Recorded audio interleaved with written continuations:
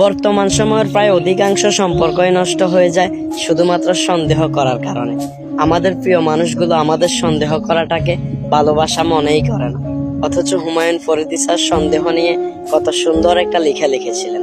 হুমায়ুন ফরিদী স্যারের লেখাটা ছিল অনেকটা এরকম, যে মানুষটা আপনাকে সবচেয়ে বেশি সন্দেহ করে ওই মানুষটা আপনাকে সবচেয়ে বেশি ভালোবাসে, কারণ ওই মানুষটা আপনাকে হারাতে চায় না, ওই জন্যই সে আপনাকে সন্দেহ করে।